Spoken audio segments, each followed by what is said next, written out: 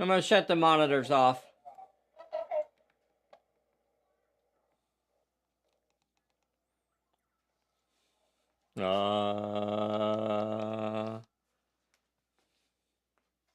Leave middle school fragrances. I think we're going live. And elevate to luxury scents. These laundry pods are my new confidence booster. Oh dear. Oh dear. Oh. Oh dear. Oh dear. Oh. Oh. Too many buttons.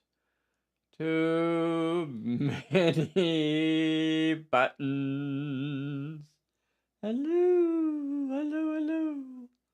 Oh, that's not hooked up.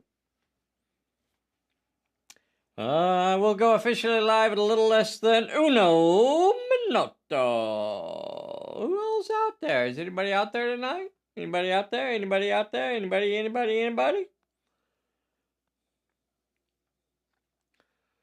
What we have here? Is that chat working? Where's the chat at? Oh, there it is. Jim Stute. Charlie Stout. Charlie, you signed up to, I think you're scheduled to play this week. It's been kind of wacky and crazy around here, so I don't have anything really figured out yet.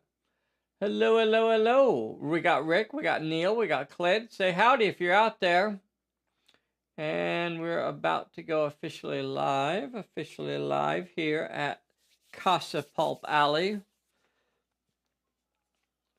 Let's see. Got some fun stuff to talk about this evening with you. Glad you guys are here with me.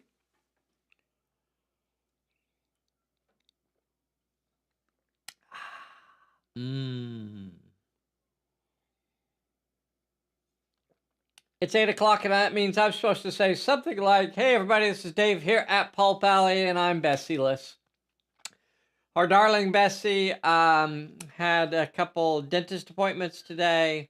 Of course, her dentist is like over in around like the Tahlequah area, so it's a very long drive for her. Like,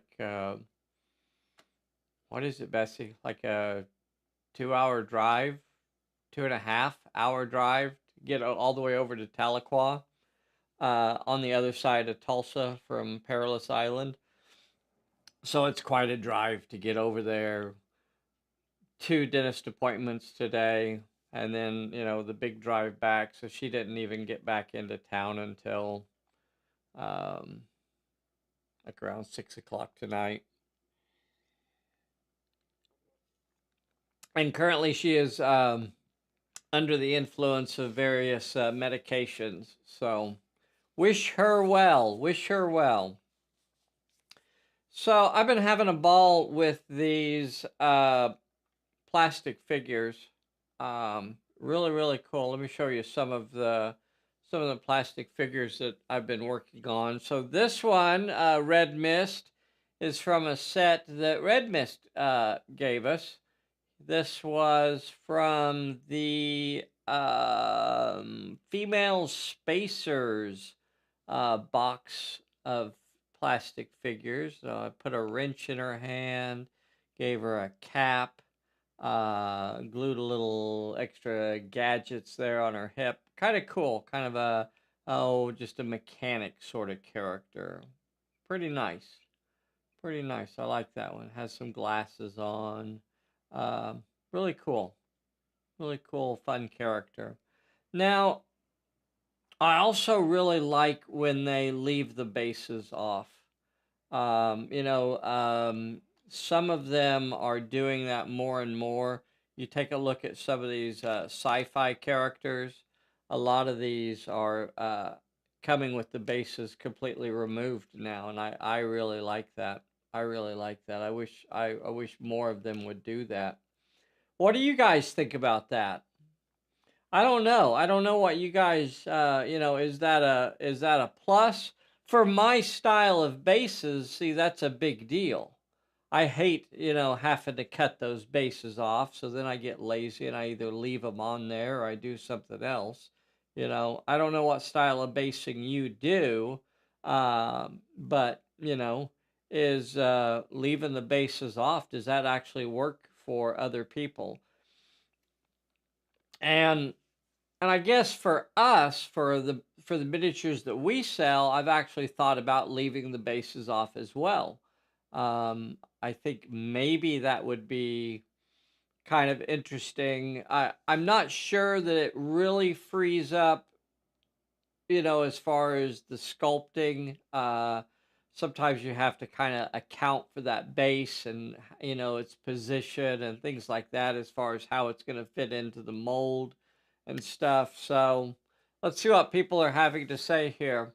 Here's if Bessy was going to build them anymore. That's the only one that we have put together out of that set so far. So we'll definitely be doing more.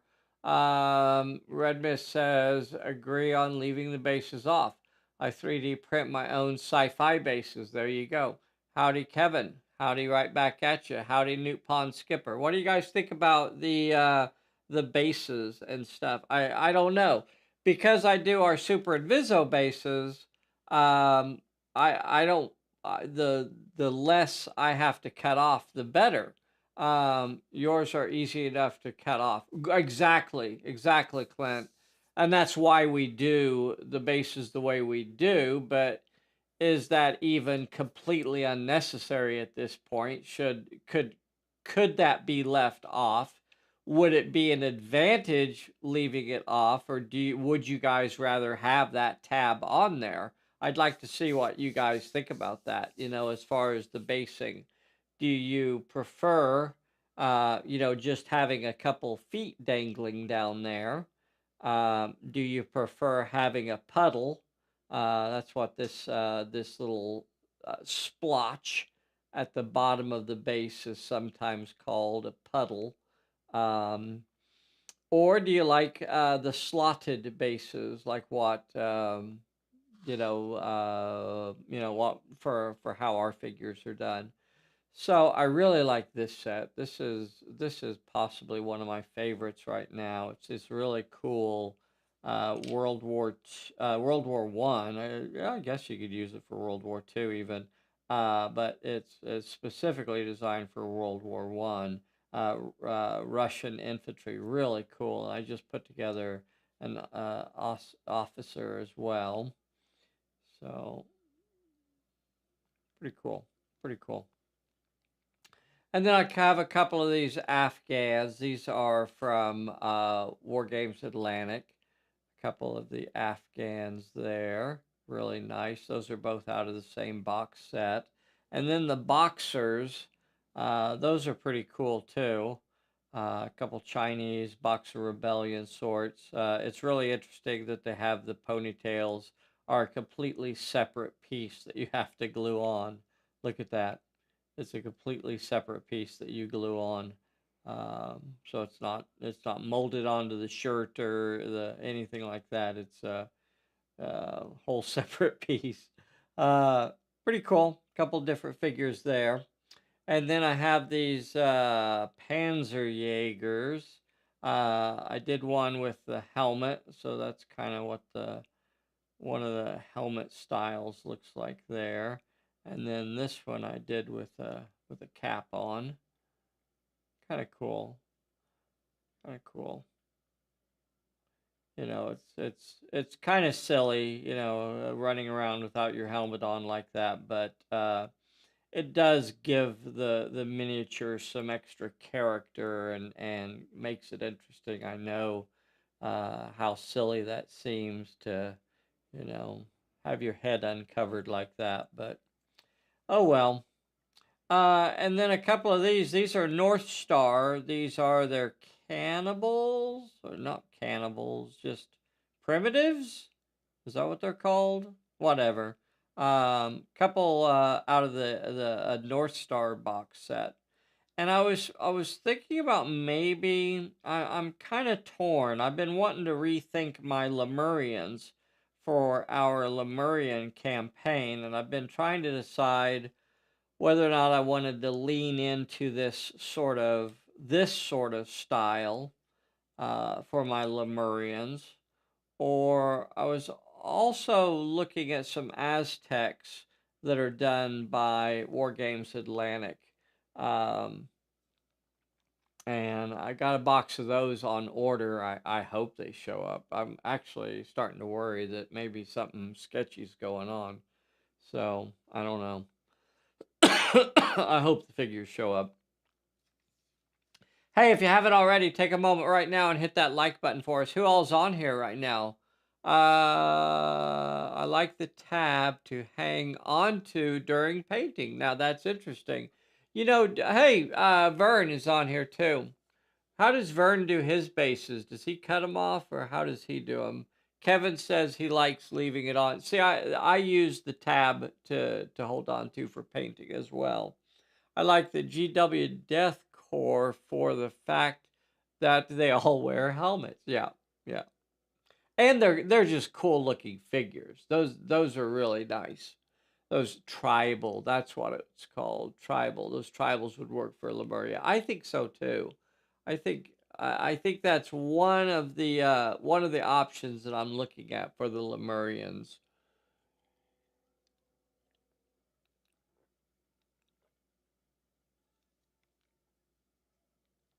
Newt's Pond Skipper says he did the Aztecs for a and that they were really nice. Adam, thank you so much for joining. We're talking about bases right now a little bit, as far as do you like it when they don't have a base at all?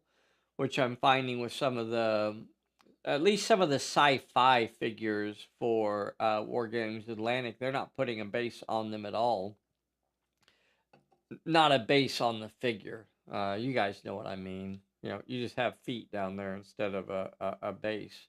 Obviously, when you're playing with them, you're putting a base on there. But or do you like having a puddle, or do you like having the slotted base? I don't know. Um, I don't mind it. We purposefully do our figures with the slotted base, that little tab that connects the feet or whatever. Um, Mainly because we think people like that sort of thing on there. But Damien, who is Damien Larson on here? Damien, are you out there? He started playing Lemuria with my kids. Only managed one spare so far. The other three have beaten us. NPCs won. Very interesting. Very interesting. I'm good with the tabs. They're easy to cut off. Yeah. Yeah. Rather have a base than no base. Very interesting, Bri G. Thank you very much. I've always had any Spacey Warriors have their leader wear helmets. I just paint them away and show their leader. Yeah. Yeah. I think folks that when you think about it realistically, or like a real battlefield situation or whatever, if you're thinking about it from those sort of terms, it's like, what the heck would you be doing without your helmet on? That sort of thing. It's like, put your helmet on. But I also come at it from the cinematic, the storyteller, the game. It just some of the characters just look really cool, right? What was that goofy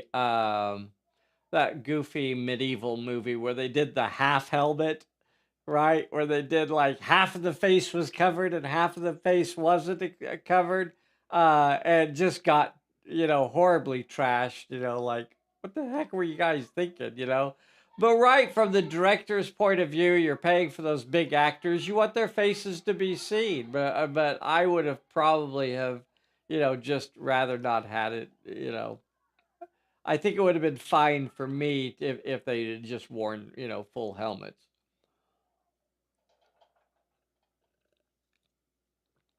Minis without bases. That's me put it on the base I want. Yep. Yep. I'm good with the tabs. They're easy to cut off.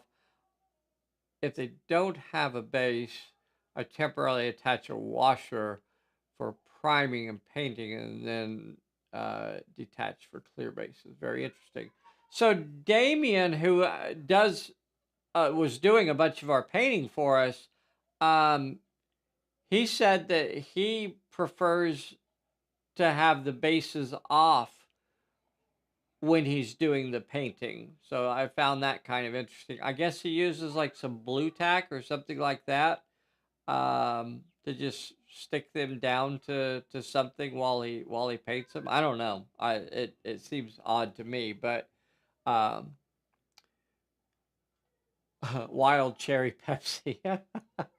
I glue my to Coke bottle lids to paint. Very interesting.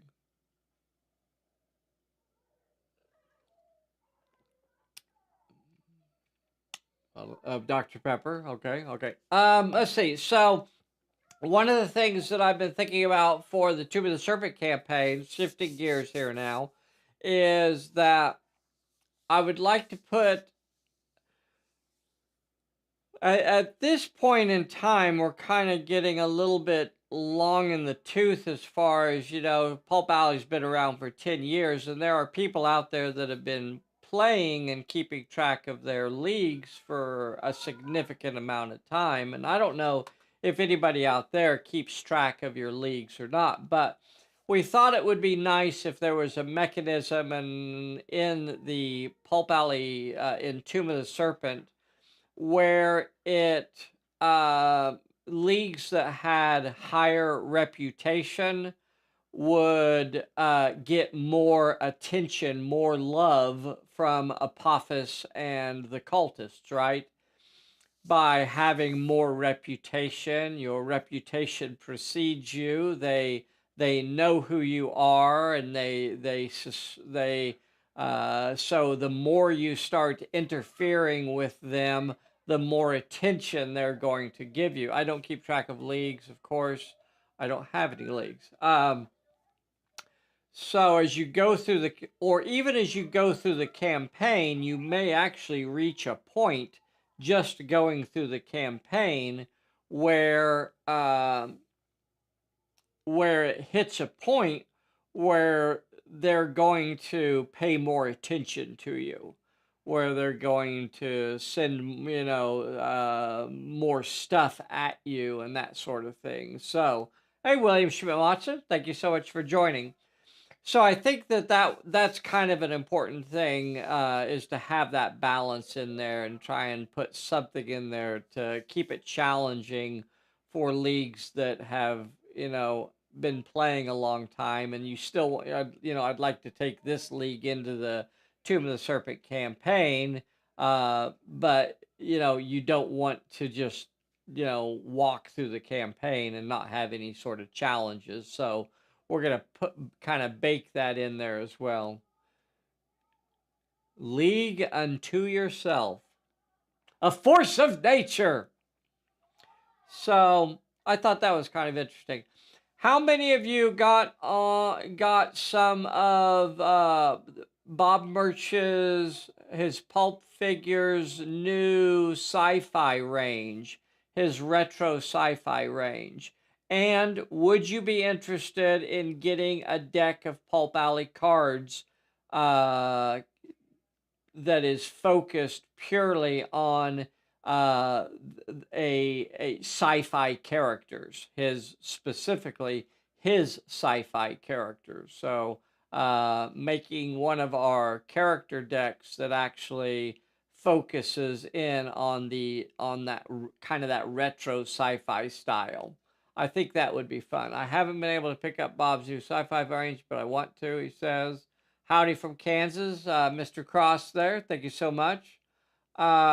When the baddies realize I'm not Abbott and Costello, but Sam Spade. There you go. I would get a deck of cards specific to those characters. Very cool. So another project. I felt like I don't have enough things going, so I should start another one there.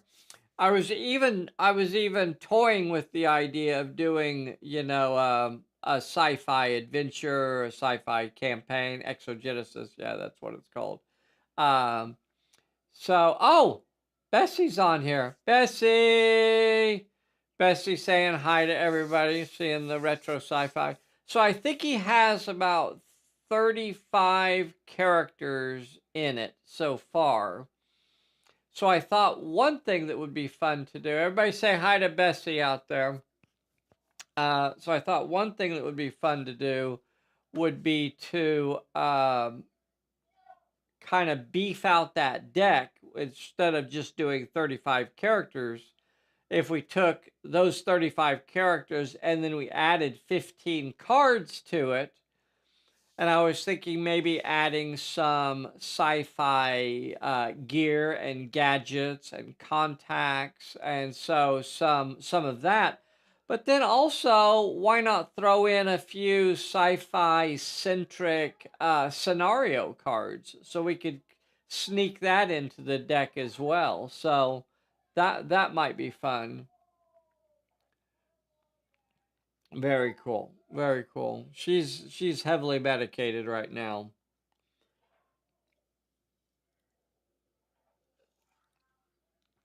And she has savages pestering her. So that's something that we're going to start working on as well. Fit that in. And I guess the last thing I wanted to talk about tonight was that I really feel like we're going to need to change our web store. The web store that we have, we've had periodically, we've had issues with it, through the years, and maybe we've had more issues than what I feel comfortable with. And sometimes I don't even know there's an issue until one of our customers reaches out and says, "Hey, um, I tried to place an order and blah blah blah," right? So I'm wondering, like, well, how many other people, ran into that issue and just didn't even bother to let us know. So, thank a big thank you if you have an issue with our store. Please feel free to reach out to us and let us know that you're having a problem so we can at least try to look at it. Space unkempt, an unkempt asteroid. Ooh. Um, Love a sci-fi deck, especially unkempt space unkempt bush. That says sci-fi, like putting space in front of it. That's right. That is true. I've heard Shopify is a great platform. So yeah, we've been looking at Shopify. Shopify right now, if I had to start working on a new store tomorrow, it would probably be Shopify. Um, my only issue with the store is that I don't have enough money to buy more things. I understand. I understand that these are the hard times. I've heard that. But somebody recently told me that there was like a golden age starting. So I guess maybe we're transitioning out of the hard times. I don't know. I'll wait until it happens. But I think so. New store, I think we've had enough issues with our store that we need to move on and we need to find something. But again, it's just another it's a major undertaking to transition, and I've got to figure out, set aside, how much time is it going to take me to actually, transition over and get everything set up on the new store, considering the massive pile of stuff that's on our store at currently. So I don't know if we try to what's it called? It's not just export it, but transfer it over, or if we try doing it manually. Doing it manually might be a good opportunity to try and clean some stuff up one way or another, just try and make it a little bit better, but we'll just see.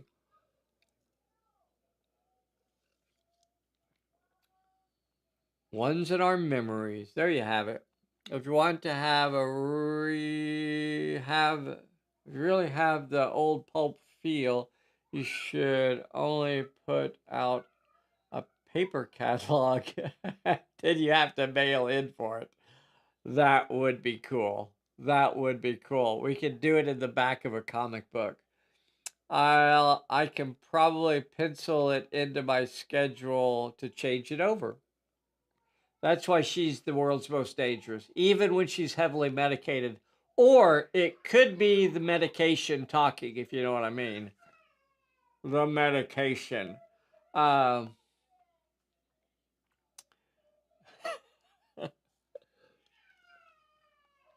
all right. And that's it for tonight. Put it in the back of a pulp magazine. Very interesting. I know. I really would like to do a pulp magazine. That would be so much fun. We got to keep working on things. So we're still about 2 years away from June starting into school. So, but now that Joey is at school, that really has freed up a little bit more time. So now, yeah, the Adventure Theater comic, that would be awesome. Right next to the man where, yeah, the guy on the sand that kicks sand in his face. Yeah, yeah. All right, we're gonna call that good. I hear the Savages screaming, so that's usually my cue to rush next door and try to put out some fires. Thank you all for joining me tonight. Be sure to join us on Sunday. We're going to have a live game. Be sure, with Charlie, I'll send you some details when I have something figured out. I've also been working on a new version of The Serpent's Tomb. Been working on a new version of The Serpent's Tomb. So, working on some really cool ideas. I'm excited about on getting a new version of that scenario put together. Um, I liked the old version, but I think I'd like to. I think I could make it even better. So we'll see what I can do. Good night, everybody. Thank you for playing along tonight. We'll see you soon. Doodly doo doo doo doo doo doo doodly doo doo doo doo doo Dave. Doodly doo doo doo doo doo doo doo. Is this thing on? Is anything? Hello? Hello? Is this? What's this? Does this work? What if I push this? Does that do anything? I don't know if it's working.